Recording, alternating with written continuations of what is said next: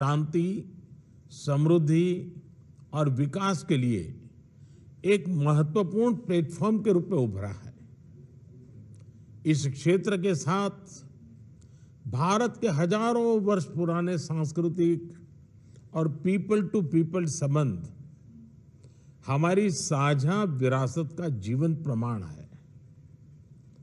हम इस क्षेत्र को एक्सटेंडेड नेबरहुड ही नहीं, एक्सटेंडेड फैमिली की तरह देखते हैं। एक्सेलेंसीज, एससीओ के अध्यक्ष के रूप में भारत ने हमारे बहुआयामी सहयोग को नई ऊंचाइयों तक ले जाने के लिए निरंतर प्रयास किए हैं। इन सभी प्रयासों को हमने दो मूलभूत सिद्धांतों पर आधारित किया है। पहला, वसुधैव कुटुंबकम, यानी पूरा विश्व एक परिवार है। यह सिद्धांत प्राचीन समय से हमारे सामाजिक आचरण का अभिन्न अंग रहा है और आधुनिक समय में भी हमारे लिए एक नई प्रेरणा और ऊर्जा का स्रोत है। और दूसरा, सिक्योर, यानी security, economic development, connectivity, unity, respect for sovereignty and and territorial integrity and environmental protection, यह हमारी अध्यक्षता का थीम और हमारे एससीओ के विजन का प्रतिबिंब है। भारत ने इस दृष्टिकोण के साथ एससीओ में सहयोग के 5 नए स्तंभ बनाए हैं। Startups and innovation, traditional medicine, youth empowerment, digital inclusion तथा shared Buddhist heritage. Excellencies, Bharat ने एससीओ की अपनी अध्यक्षता के अंतर्गत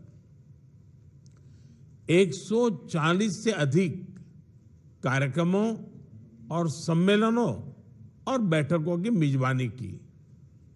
हमने एससीओ के सभी ऑब्जर्वर्स और डायलॉग पार्टनर्स को 14 विभिन्न कार्यक्रमों में शामिल किया है। एससीओ की 14 मंत्री स्तर की बैठकों में हमने मिलकर कई महत्वपूर्ण दस्तावेज तैयार किए हैं। इनसे हम अपने सहयोग में नए और आधुनिक आयाम जोड़ रहे हैं, जैसे ऊर्जा क्षेत्र में इमर्जिंग फ्यूल्स पर सहयोग, ट्रांसपोर्ट के क्षेत्र में डीकार्बनाइजेशन और डिजिटल ट्रांसफॉर्मेशन में सहयोग, डिजिटल पब्लिक इंफ्रास्ट्रक्चर के क्षेत्र में सहयोग। भारत का प्रयास रहा है कि एससीओ में सहयोग केवल सरकारों तक सीमित न रहे। लोगों के बीच संपर्क और गहरा करने के लिए भारत की अध्यक्षता में नई पहलें ली गई हैं। पहली बार SCO millet food festival, film festival, SCO Surajkund craft mela, think tank conference, international conference on shared Buddhist heritage का आयोजन किया गया। एससीओ की पहली पर्यटन एवं सांस्कृतिक राजधानी इटर्नल सिटी वाराणसी अलग अलग कार्यक्रमों के लिए आकर्षण का केंद्र बनी। एससीओ देशों के युवाओं की ऊर्जा और प्रतिभा को सार्थक करने के लिए हमने young scientist conclave, young authors conclave, young resident scholars programme, startup forum, youth council जैसे नए फोरम्स का आयोजन किया। एक्सेलेंसीज, वर्तमान समय में वैश्विक स्थिति एक महत्वपूर्ण पड़ाव पर है। विवादों, तनावों और महामारी से घिरे विश्व में फूड, फ्यूल और फर्टिलाइजर क्राइसिस सभी देशों के लिए एक बड़ी चुनौती है। हमें मिलकर यह विचार करना चाहिए कि क्या हम एक संगठन के रूप में हमारे लोगों की अपेक्षाओं और आकांक्षाओं को पूरा करने में समर्थ हैं? क्या हम आधुनिक चुनौतियों का सामना करने में सक्षम हैं? क्या एससीओ एक ऐसा संगठन बन रहा है जो भविष्य के लिए पूरी तरह से तैयार हो? इस विषय में भारत एससीओ में सुधार और आधुनिकीकरण के प्रस्ताव का समर्थन करता है। एससीओ के अंतर्गत भाषा संबंधी बाधाओं को हटाने के लिए हमें भारत के AI based language platform Bhashini को सभी के साथ साझा करने में खुशी होगी। यह digital technology for inclusive growth का एक उदाहरण बन सकता है। यूएन सहित अन्य वैश्विक संस्थानों में भी सुधार के लिए एससीओ एक महत्वपूर्ण आवाज बन सकता है। मुझे खुशी है कि आज ईरान एससीओ परिवार में एक नए सदस्य के रूप में जुड़ने जा रहा है। इसके लिए मैं राष्ट्रपति राइसी और ईरान के लोगों को बहुत बहुत शुभकामनाएं देता हूं। साथ ही हम बेलारूस की एससीओ सदस्यता के लिए मेमोरेंडम ऑफ ऑब्लिगेशन पर हस्ताक्षर करने का स्वागत करते हैं। आज एससीओ से जुड़ने में अन्य देशों की रुचि इस ऑर्गेनाइजेशन के महत्व का प्रमाण है। इस प्रक्रिया में यह आवश्यक है कि एससीओ का मूल फोकस मध्य एशियाई देशों के हितों और आकांक्षाओं पर केंद्रित रहे। एक्सेलेंसी, आतंकवाद क्षेत्रीय एवं वैश्विक शांति के लिए प्रमुख खतरा बना हुआ है। हम चुनौती से निपटने के लिए निर्णायक कार्रवाई आवश्यक है। आतंकवाद चाहे किसी भी रूप में हो, किसी भी अभिव्यक्ति में हो, हमें इसके विरुद्ध मिलकर लड़ाई करनी होगी। कुछ देश क्रॉस बॉर्डर टेररिज्म को अपनी नीतियों के इंस्ट्रूमेंट के रूप में इस्तेमाल करते हैं, आतंकवादियों को पनाह देते हैं। एससीओ को ऐसे देशों की आलोचना में कोई संकोच नहीं करना चाहिए।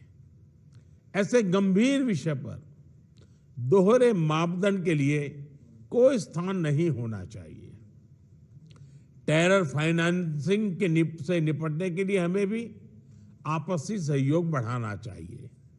इसमें एससीओ के रेड्स मैकेनिज्म की महत्वपूर्ण भूमिका रही है। हमारे देशों के युवाओं के बीच रेडिकलाइजेशन के फैलावे को रोकने के लिए भी हमें और सक्रिय रूप से कदम उठाने चाहिए। रेडिकलाइजेशन के विषय में आज जारी की जा रही ज्वाइंट स्टेटमेंट हमारी साझा प्रतिबद्धता का प्रतीक है। एक्सेलेंसी, अफगानिस्तान की स्थिति का हम सभी की सुरक्षा पर सीधा प्रभाव पड़ा है। अफगानिस्तान को लेकर भारत की चिंताएं और अपेक्षाएं एससीओ के अधिकांश देशों के समान है। हमें अफगानिस्तान के लोगों के कल्याण के लिए मिलकर प्रयास करने होंगे। अफगान नागरिकों को मानवीय सहायता, एक समावेशी सरकार का गठन, आतंकवाद और ड्रग तस्करी के विरुद्ध लड़ाई तथा महिलाओं, बच्चों और अल्पसंख्यकों के अधिकारों को सुनिश्चित करना हमारी साझा प्राथमिकताएं हैं। भारत और अफगानिस्तान के लोगों के बीच सदियों पुराने मैत्रीपूर्ण संबंध रहे हैं। पिछले 2 दशकों में हमने अफगानिस्तान के आर्थिक और सामाजिक विकास के लिए योगदान दिया है।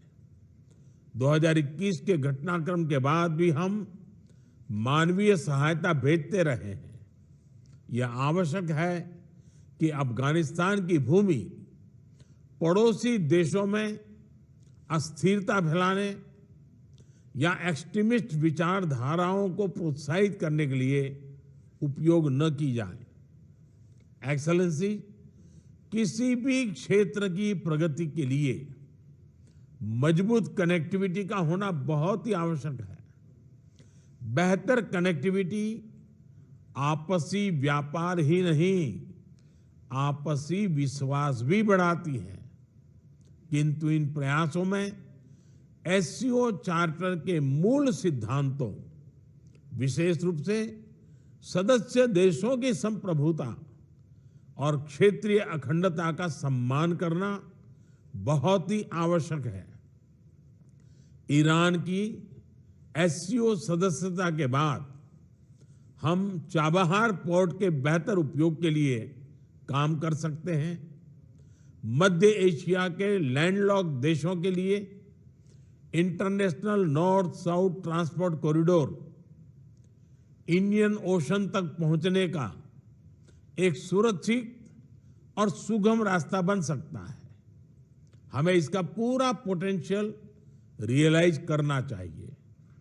एक्सेलेंसी, एससीओ विश्व के 40% लोगों और वैश्विक अर्थव्यवस्था के लगभग 1/3 का प्रतिनिधित्व करता है और इस कारण यह हमारी साझा जिम्मेदारी है कि हम एक दूसरे की जरूरतों और संवेदनशीलताओं को समझें, बेहतर सहयोग तथा समन्वय के माध्यम से सभी चुनौतियों का समाधान करें और हमारे लोगों के कल्याण के लिए निरंतर प्रयास करें। भारत की अध्यक्षता को सफल बनाने में आप सबसे हमें निरंतर सहयोग मिला, इसके लिए मैं आप सभी का बहुत बहुत धन्यवाद देता हूं। मैं एससीओ के अगले अध्यक्ष कजाकिस्तान के राष्ट्रपति और मेरे मित्र प्रेसिडेंट तोकायेव को पूरे भारत की ओर से बहुत बहुत शुभकामनाएं देता हूं। एससीओ की सफलता के लिए भारत सभी के साथ मिलकर सक्रिय रूप से अपना योगदान देने के लिए प्रतिबद्ध है। बहुत बहुत धन्यवाद।